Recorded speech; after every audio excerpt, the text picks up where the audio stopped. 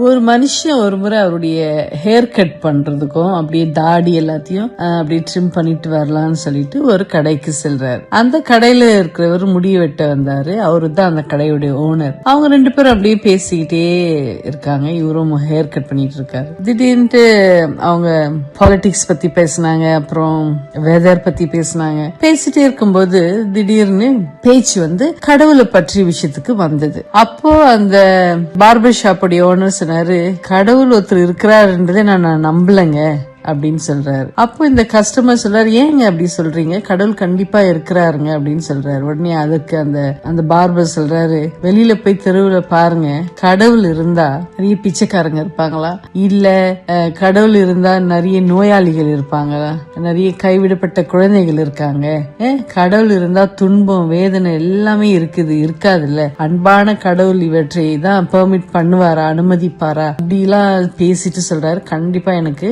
கடவுள் இருக்கிறாருன்னு நான் நம்ப முடியல அப்படின்னு சொல்றாரு. இந்த கஸ்டமர் என்ன பண்ணாரு, கொஞ்ச நேரம் யோசிச்சுட்டு நம்ம எதுக்கு தேவையில்லாம இவர்கிட்ட நம்ம வாதாடணும் அப்படின்னு சொல்லிட்டு அமைதியா இருக்காரு. அவர் பேசிட்டோன்னு முடி வெட்டுறதும் முடிஞ்சிச்சு. அவரு காசு கொடுத்துட்டு வெளியே போயிட்டாரு. வெளியே போய் ஒரு 2 நிமிஷம் தான் நடந்திருப்பாரு. அப்போ அங்க பார்த்தா ஒரு ஆளு பெரிய முடி, சிக்கன முடி, அப்புறம் அழுக்கா இருந்துச்சு, தாடி எல்லாம் அப்படியே திருத்தப்படாம ஒரு பாக்குறதுக்கே ஒரு அலங்கோலமாக இருந்தாரு. உடனே இந்த முடி வெட்டிட்டு வந்து இவரை பார்த்ததுமே என்ன செய்தாரு, அவருக்கு சடனா ஒரு ஐடியா தோணுச்சு. திருப்பி கடைக்குள்ள போறாரு. கடைக்குள்ள போய் சொல்றாரு அந்த பார்பர் கிட்ட, உங்களுக்கு தெரியுமா இந்த ஊர்ல பார்பரே இல்லங்க, என்னால நம்பவே முடியல அப்படின்னு சொல்றாரு. இந்த முடி வெட்டுறதுக்கு ரொம்ப ஷாக்கு, அதிர்ச்சி அடைந்து கேக்குறாரு, என்னங்க அப்படி சொல்றீங்க, பார்பரே இல்லன்ட்டு, நிறைய முடி வெட்டுற கடை இருக்கு, அது மட்டும் இல்லாம நீங்க இப்பதானே வந்து என்கிட்ட முடி வெட்டிட்டு போனீங்க, அதுக்கு எப்படி நீங்க பார்பர்ஸே இல்லன்னு சொல்லலாம் அப்படின்னு சொல்றாரு. அப்பனா பாருங்க,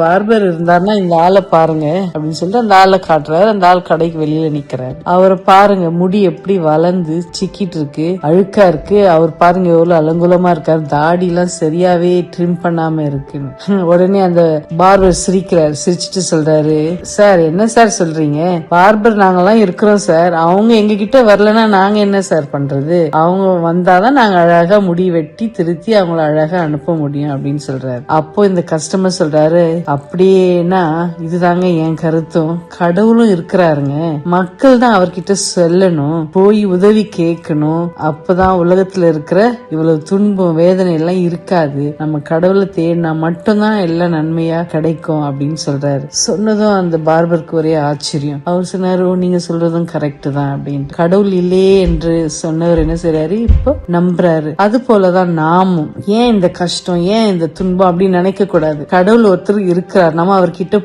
போனா கண்டிப்பா அவர் என்ன செய்வாரு, நம்முடைய துன்பங்கள் எல்லாவற்றையும் என்ன செய்வார், நிவர்த்தி செய்வார். எரேமியா 29:13 சொல்றது போல, நீங்க என்னை தேடினால் உங்கள் முழு இருதயத்தோடும் நம்மள அவர் தேடும் போது கண்டிப்பா என்ன செய்வோம், அவரை நம்ம கண்டடைவோம். தேவனை நம்பி அவரை தேடி அவரிடம் உதவி கேட்போம், அவர் நம்மை விட்டு விலகுவதே கிடையாது. இந்த கருத்தோடு இன்னைக்கு சமாதானத்தோடு தூங்குங்க. Good night. God plus.